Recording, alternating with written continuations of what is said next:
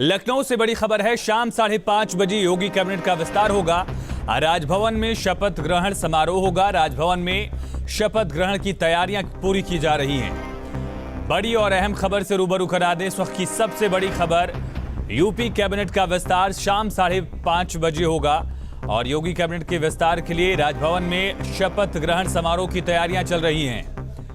बड़ी और अहम खबर, 7 नए मंत्री शपथ ले सकते हैं। योगी कैबिनेट में 7 नए चेहरों को जगह मिल सकती है। इस वक्त की बड़ी और अहम खबर लखनऊ से है। राजभवन में शाम 5:30 बजे शपथ ग्रहण समारोह होगा। योगी कैबिनेट में 7 नए मंत्री दरअसल शामिल किए जा सकते हैं। 6 जगह खाली हैं अभी फिलहाल मंत्रालय में और मौजूदा मंत्रिमंडल में 6 जगह खाली है। 7 चेहरे शामिल किए जा सकते हैं, यानी कि किसी मंत्री का इस्तीफा भी लिया जा सकता है। तो बड़ी और अहम खबर से आपको रूबरू करा दें। इस वक्त की बड़ी खबर लखनऊ से है। शाम 5:30 बजे योगी कैबिनेट का विस्तार होगा।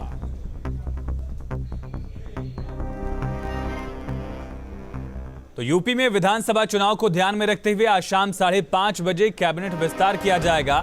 राज्यपाल आनंदीबेन पटेल नए सदस्यों को शपथ दिलाएंगी और इसके लिए वो आज गुजरात से वापस लौट रही हैं। यूपी विधानसभा चुनाव को देखते हुए मंत्रिमंडल विस्तार काफी अहम माना जा रहा है। इसका लंबे वक्त से इंतजार किया जा रहा था।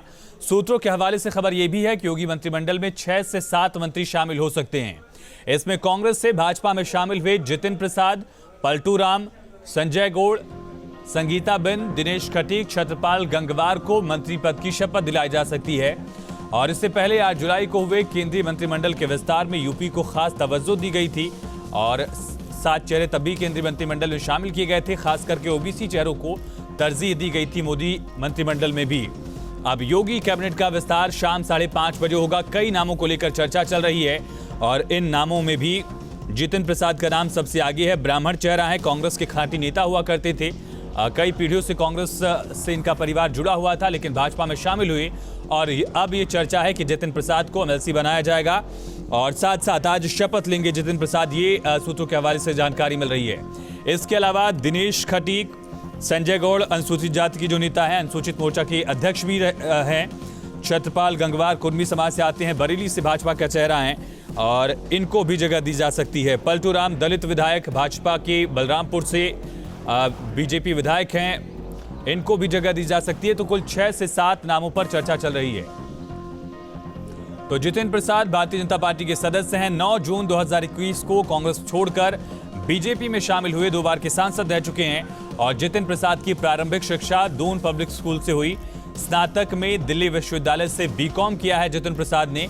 समझिए जितिन प्रसाद की कितनी बड़ी जगह है यूपी की सियासत में। युवा कांग्रेस के सचिव भी रहे 2001 में। 2004 में अपने गृह लोकसभा सीट शाहजहांपुर से पहली बार सांसद बने और 2008 में मनमोहन सरकार में केंद्रीय राज्य इस्पात मंत्री की जिम्मेदारी दी गई जितिन प्रसाद को। 2009 में उनकी सीट शाहजहांपुर परिसीमन के बाद उनकी सीट चेंज हुई, आरक्षण। इसके बाद लोकसभा चुनाव में धौरहरा से जीत 2009 में जितिन प्रसाद को मिली। तो जितिन प्रसाद सबसे आगे इनका नाम चल रहा है और एक बड़ा चेहरा, बड़ा ब्राह्मण चेहरा जो कांग्रेस छोड़कर बीजेपी में शामिल हुए और अब उनको जिम्मेदारी दी जाएगी। डॉक्टर संजय निषाद पार्टी के राष्ट्रीय अध्यक्ष हैं। 2013 में निषाद पार्टी बनाई और सबसे ज्यादा चर्चा तब मिली निषाद पार्टी को जब गोरखपुर में प्रवीण निषाद ने जीत हासिल की थी। राजनीति में 2 दशक से संजय निषाद सक्रिय हैं। गोरखपुर में होम्योपैथी की क्लिनिक चलाते थे और बामसेफ से भी संजय निषाद एक वक्त तक जुड़े रहे, लेकिन 2013 में अपनी अलग पार्टी बनाई उन्होंने। 2013 में निषाद पार्टी बनाया उन्होंने और डॉक्टर संजय निषाद के बेटे प्रवीण निषाद सांसद हैं संत कबीर नगर से। राजनीति में 2 दशक से ज्यादा का वक्त संजय निषाद को गुजर चुका है। और धर्मवीर प्रजापति मंत्री बनाए जा सकते हैं, जो तीसरा सबसे बड़ा नाम चल रहा है लगातार चर्चा में। धर्मवीर प्रजापति मंत्री बनाए जा सकते हैं। प्रजापति समाज के चेहरे हैं, माटी कला बोर्ड के अध्यक्ष भी हैं, एमएलसी भी हैं। शाम 5:30 बजे राजभवन में शपथ ग्रहण समारोह होगा। धर्मवीर प्रजापति को ओबीसी चेहरे के रूप में जगह दी जा सकती है। हाथरस जिले के बहरदोई के रहने वाले हैं माटी कला बोर्ड के अध्यक्ष हैं और आरएसएस से जुड़े हुए हैं। संगीता बिंद एक महिला चेहरा, संभावित मंत्री, गाजीपुर की सदर सीट से पहली बार विधायक बनी। संगीता बलवंत राजनीतिज्ञ के साथ लेखक भी हैं। 2005 में पहली बार जिला पंचायत चुनाव जीता संगीता बिंद ने। छात्र राजनीति में भी काफी वक्त तक सक्रिय रही। बीए द्वितीय वर्ष में छात्र संघ का चुनाव भी लड़ा। चलिए सीधा रुख करेंगे राजधानी लखनऊ का। संवाददाता निखिल हमारे साथ कनेक्ट हो चुके हैं। निखिल, शाम 5:30 बजे मंत्रिमंडल विस्तार होगा, योगी मंत्रिमंडल का विस्तार किया जाएगा। कौन कौन से चेहरे हैं जिन पर पुष्टि हो चुकी है, जिनके पास फोन जा चुका है, जो राजभवन के लिए, लखनऊ के लिए रवाना हो चुके हैं? बिल्कुल, आज सुबह से ये कौतूहल का विषय था कि कौन कौन से लोगों को इस बार मंत्रिमंडल की जिम्मेदारी मिलेगी, उनके नए नाम घोषित किए जाएंगे। तो अगर हम बात करें तो कांग्रेस से बीजेपी में कुछ दिनों पहले आए जतिन प्रसाद, सुबह से ही उनको इस बात की जानकारी मिल गई थी कि उन्हें आज लखनऊ पहुंचना था और अब थोड़ी देर पहले वो लखनऊ पहुंचे हैं अपने आवास में। हालांकि हमने उनसे बात करने की भी कोशिश की, लेकिन अभी उन्होंने बात करने के लिए मना कर दिया। इसके साथ ही पलटू राम, चूंकि उनको भी मंत्रिमंडल में शामिल करने की खबरें हैं, उनको भी बुला लिया गया, वो भी लखनऊ पहुंच रहे हैं। संगीता बिंद, दिनेश खटिक, धर्मवीर प्रजापति, छत्रपाल गंगवार, इन तमाम नामों को जो है वो बताया जा रहा है कि ये मंत्रिमंडल में शामिल होंगे और सभी को लगभग जानकारी इस बात की दे दी गई है कि उन्हें 5:30 बजे राजभवन पहुंचना है। राजभवन की अगर हम बात करें तो राजभवन में भी तैयारियां जोरों पर है, वहां कार्यक्रम की तैयारी की जा रही, शपथ ग्रहण समारोह की। इसके साथ ही चूंकि ये मंत्रिमंडल विस्तार पिछले लंबे समय से प्रस्तावित था, तो चाहे वो भारतीय जनता पार्टी हो चाहे दूसरे दल हो, सभी जगह इस कौतूहल का विषय बना हुआ कि आखिर नए मंत्रिमंडल में कौन कौन से लोग होंगे। लेकिन जिस तरह का ये समीकरण बनता हुआ दिख रहा है, इसमें ये साफ दिख रहा है, चाहे वो ब्राह्मण चेहरा हो, चाहे वो पिछड़ा वर्ग हो, चाहे वो दलित वर्ग हो, सभी को साधने की भारतीय जनता पार्टी ने कोशिश की है। चूंकि चुनावी साल है और बहुत सारे राजनीतिक दल इस बात का दबाव बना रहे थे भारतीय जनता पार्टी के कि दलित वर्ग या चाहे वो पिछड़ा वर्ग हो, चाहे ब्राह्मण वर्ग हो, वो भारतीय जनता पार्टी से नाराज है। तो एक बार फिर पार्टी ने साफ कर दिया है कि इन पार्टी के लोग, इन जातियों के लोगों को पार्टी एक बार फिर प्रतिनिधित्व में जगह दे रही है और निश्चित तौर पर इससे एक बार उन तमाम जातियों को साधने की कोशिश है जिनकी नाराजगी खबरें भारतीय जनता पार्टी से आ रही थी।